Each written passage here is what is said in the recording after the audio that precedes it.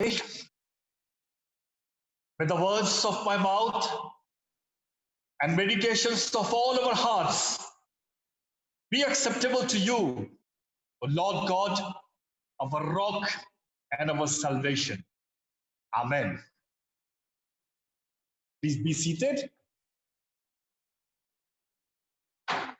Friends, I bring greetings to you in the blessed name of Lord and Savior Jesus Christ. What a wonderful time it is that as we sit at our homes in front of our device and we worship God. The theme for our meditation is our love for others should be without any limit, like love of God. So difficult, the theme, because when we are in our world, when we are in our society, we believe mostly an eye for an eye, a tooth for a tooth. An enemy, if you are taking enmity with me, then I will be very powerful. I will show what I can do. Isn't it? That's what we think. And in such a situation, when we hear the gospel, when we hear the message of Jesus, which is totally contra to our very nature,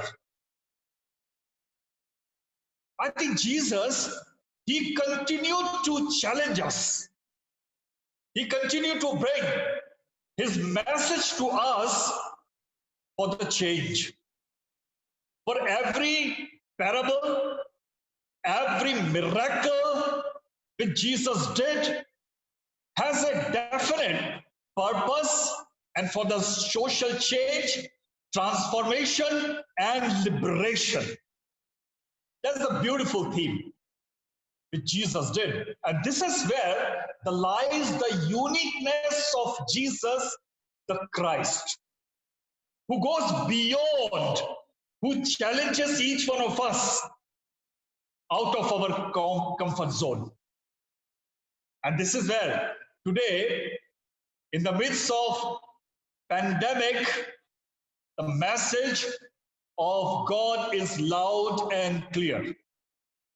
Our love for others should be without any limit, like the love of God.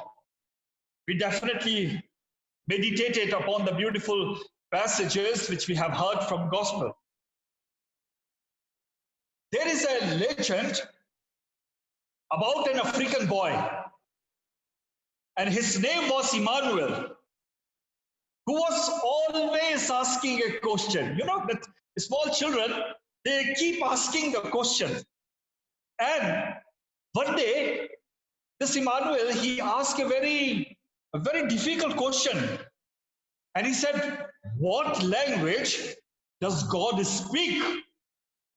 And he goes to somebody and asks, what language exactly God speaks? No answer. He goes to his parents, what language does God speak? No answer. Then he traveled throughout his country. No answer. What language does God speak? No answer. Then he crossed his boundary.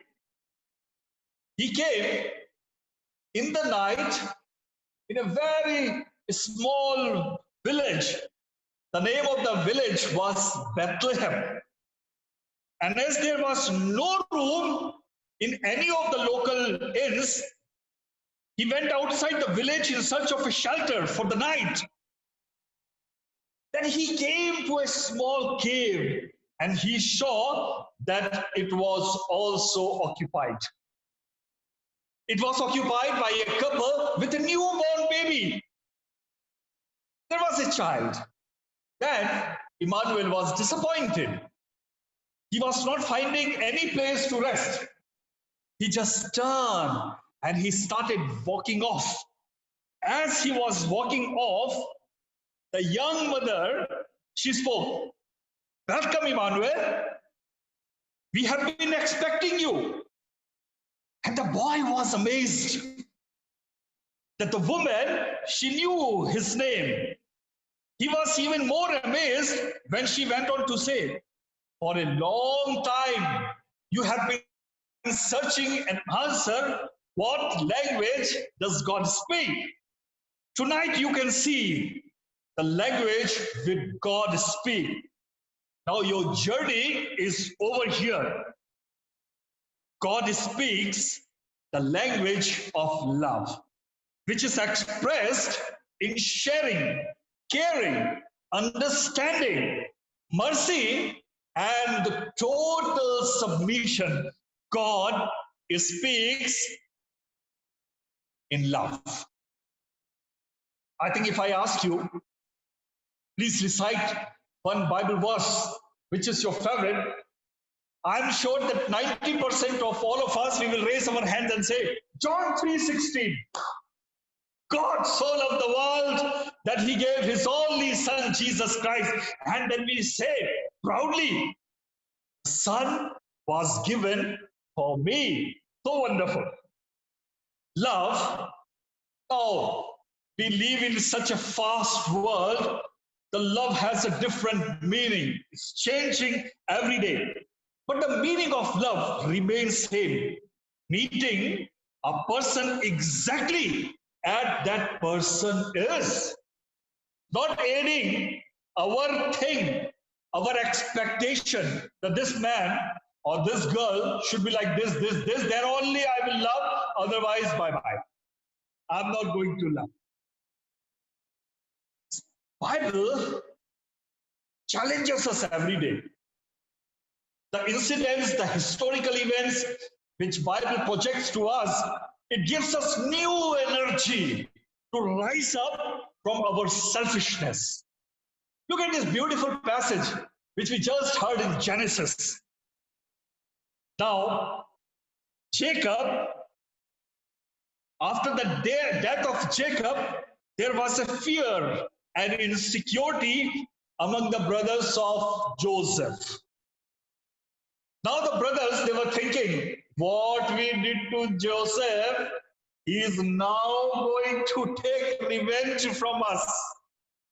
They all were in fear. So far, when the brothers, they took the ration from Egypt and Joseph was the key man giving, till then it's okay, perfectly all right. But when the father died, then the fear came. Then the guilt conscious came into the brothers, thinking now Joseph is going to take revenge. But what did Joseph did? Instead of taking revenge, he assures his brothers his unlimited love and all his forgiveness.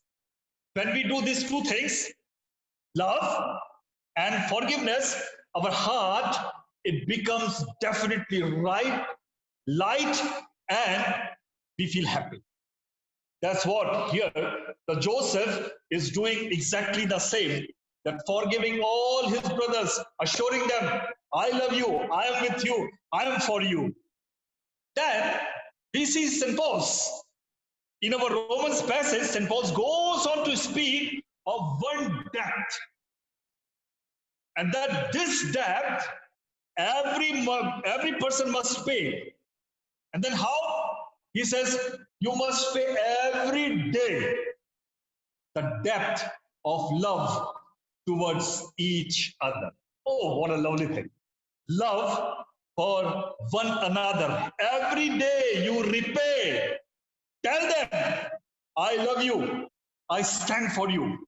That's what the Bible challenges each one of us. This is where there is the uniqueness of the message of the Bible. Go beyond, reach out to others. Origen says, the debt of love remains with us permanently and never leaves us. This is a debt which we discharge every day and forever. There is a famous saying, I think everyone, all of us, we know. Love God and do what you like. If love is the main spring of the person's heart, if his whole life is dominated by love for God and the love for his people, You don't need any other law, because that love itself is sufficient for each one of us. Because when you love somebody, you are definitely not going to harm. You are definitely not going to cheat because you love. And theme is challenging us, go without limit. Nowadays, word, this word is very famous. Unlimited. Here, God is saying, love one another unlimited. So wonderful. Then we come to see the beautiful passage. There lies the uniqueness of Jesus. In our Gospels reading, which some scholars say is the most central and the most famous section of our Sermon on the Mount.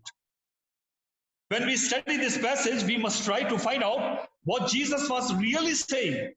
What does Jesus mean by loving enemies? Something very, very extraordinary. We love ourselves. We love all our brothers and sisters. We love our parents.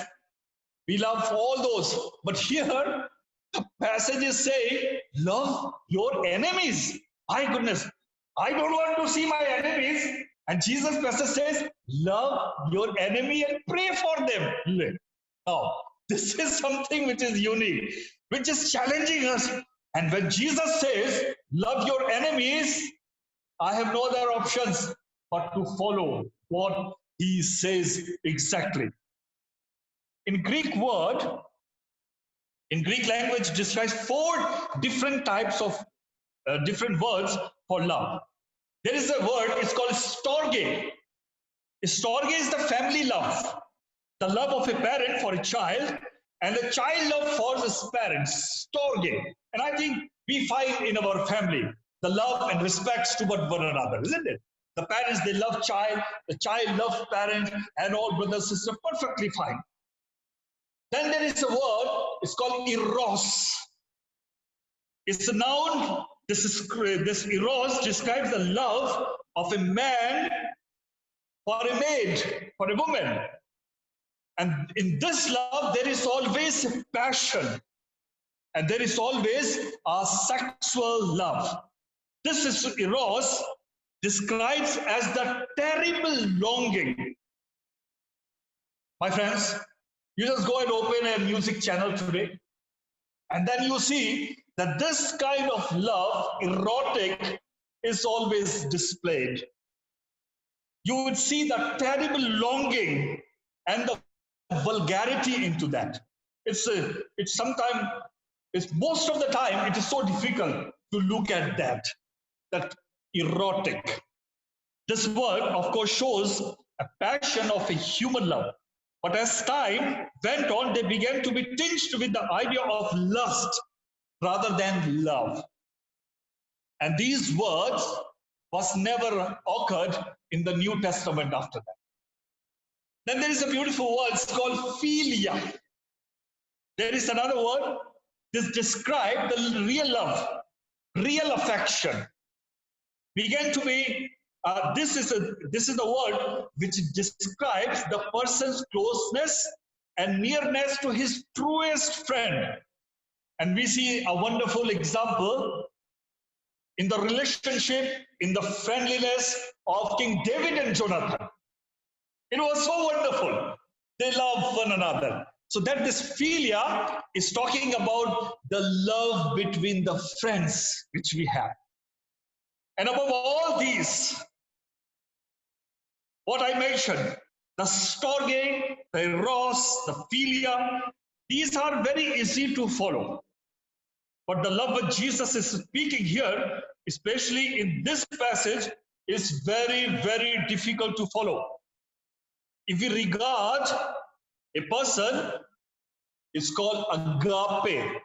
It means that no matter what that person does to us, no matter how he or she treats us, no matter if he, she insults us, injures us, and grieves us, we will never allow any bitterness against him or her to invade our hearts. This is the uniqueness. that you can look into the eyes of your enemies and say, my brother, my sister, I still love you and I forgive you. That's what the Christian love, the agape, which Jesus is talking to us. Love your enemies. And this love should not be just only for the namesake. It goes beyond and it goes into without any limit. Somebody says the love is a power to love those whom we do not like and they may not like us. It's very true. We love to love only those who like us, who love us. So we show our love and passion to them only. But Bible is a unique book. Jesus is a unique person. He goes beyond the normalcy. It should be noted that Jesus laid agape as the basis for personal relationship. This includes relationship with family, our neighbor, and the people whom we meet every day in life. Now, if I ask you, what is the most used four-letter word? And you will be giving me answer, love. The need for everyone is to love and to be loved. It's a basic need. I want to love and I want to be loved. We all need that love. No love of this world will ever satisfy us. You know why? Because the love of this world has problems. And what is this problem? The love of this world is filled with expectations, and then we have frustration. People love us for what they expect us to be, not who we are. They like us if we are able to fulfill their expectations. The long and lasting relations needs love, which is absolutely pure, absolutely selfless. That's what God is asking us to do that. Friends, can we wake up tomorrow with regrets in our hearts? Can we carry grudges for anybody in our hearts? Can we go around with some negative feelings toward the people in our hearts?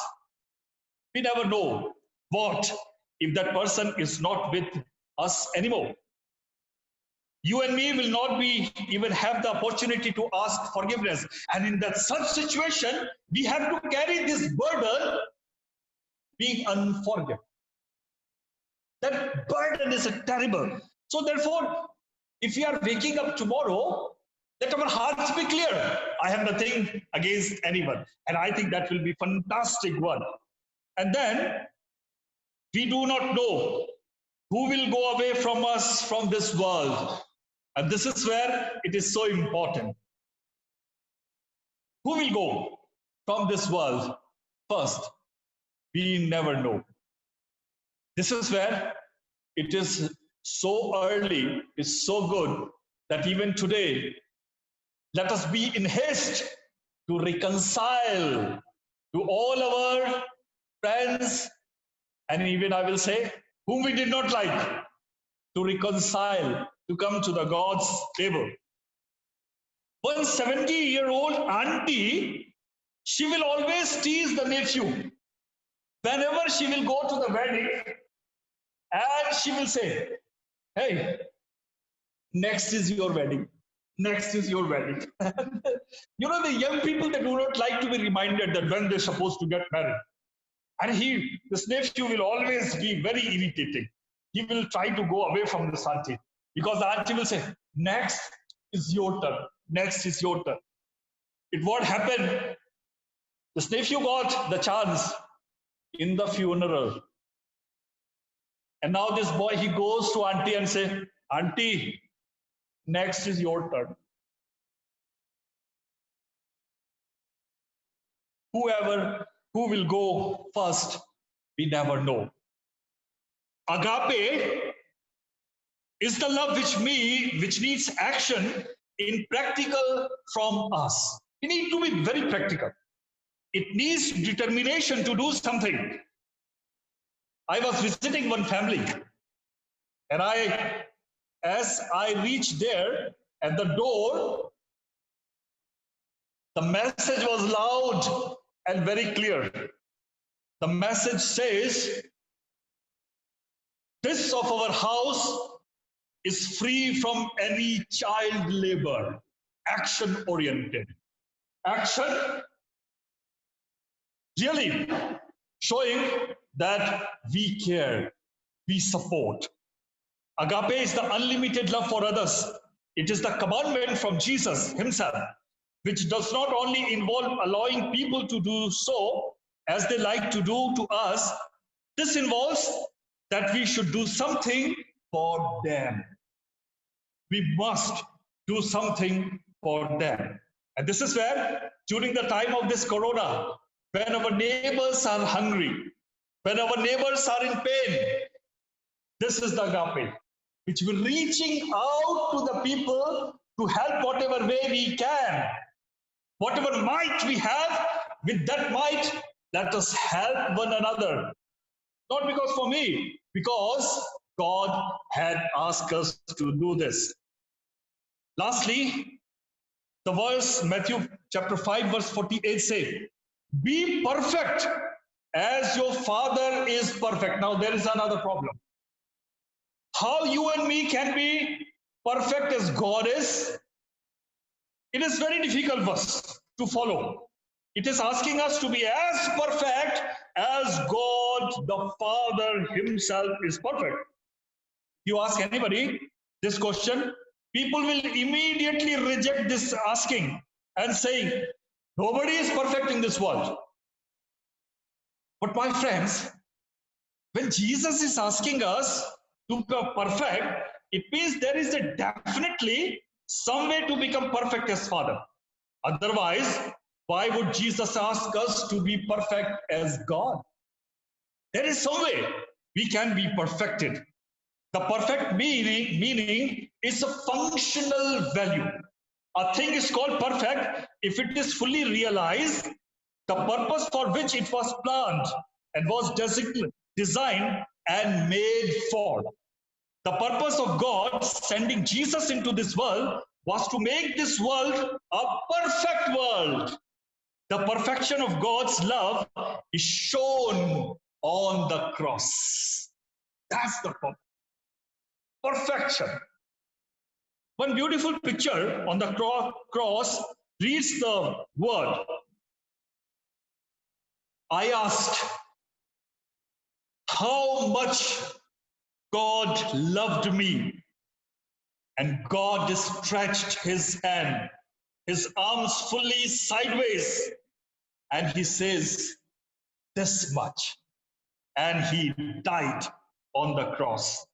My dear friends, whole learning of Bible are that we realize our personhood only by becoming God-like. We realize our personhood. We enter upon Christian perfection when we learn to forgive as God has forgiven us and to love as God has loved us. John chapter 13, verse 5 says, if you love one another, people would know that you are my disciple. Let us go out. Let us reach out. Let us pay our debt in love every day. May God bless us.